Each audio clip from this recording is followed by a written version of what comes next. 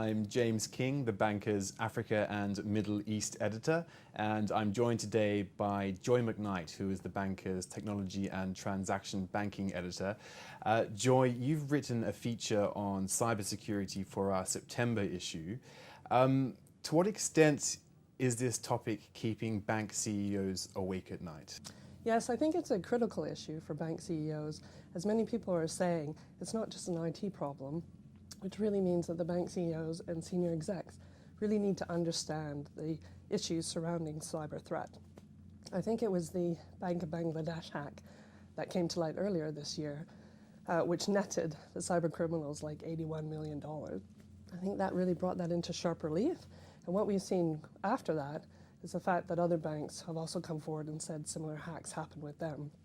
So what happened at the Bangladesh bank was the fact that the cyber criminals were able to not only gain valid login details for the SWIFT messaging system, which is a very trusted system within the global banking industry, but they also managed to install malware at the compromised machines to really hide their tracks as they were using they were trying to launder the money across the world and things. So, those things coming to light means that Gottfried Leibran, who's CEO of SWIFT, actually called this a watershed event for the banking industry as a whole, because it shows a real sustained and well-organized attack against the global financial system.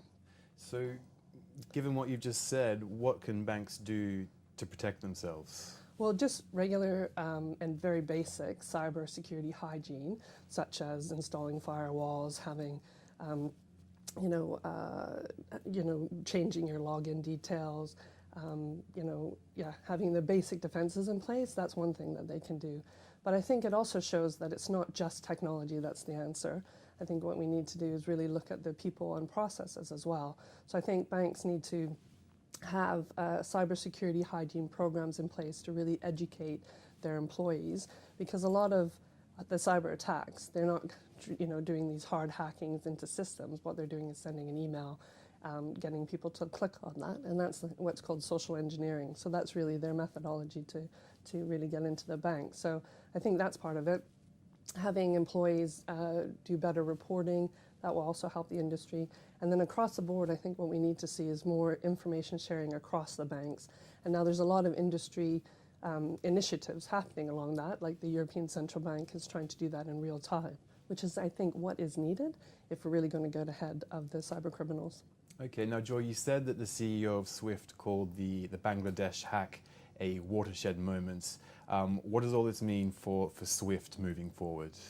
Well, okay, SWIFT was very clear that none of its services or network or software was compromised in any way. But I think what it does is recognize its role as a central hub within the financial services industry. So it's come up with a 5-point plan. One of it is around information sharing.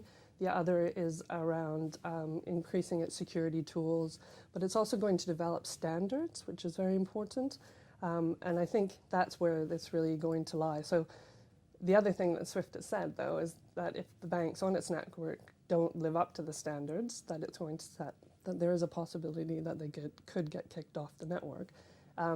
Obviously, that's brought criticism on SWIFT to say, what happens, like if those banks get kicked off the network, then they're just going to be going into shadier channels. But SWIFT is very clear that that option is really still on the table. Okay, now Joy, in a few weeks from now you'll be attending Sibos, which is in Geneva this year. How much are these issues going to feature on the agenda? Well, I think for the SWIFT user conference, I think it's going to have a very strong cyber threat flavor to it. It's InnoTribe, which is its innovation stream, is reportedly going to have maybe about 50% of its sessions really somewhere around the cyber security theme, which I think will be very interesting because there's a huge wave of innovation, I think, happening within that space. So I think that should be good. But SWIFT will also report on its cyber security community program that it's launched. Okay, well, Joy, I look forward to reading your feature in our September issue, and thanks for joining us. Thank you.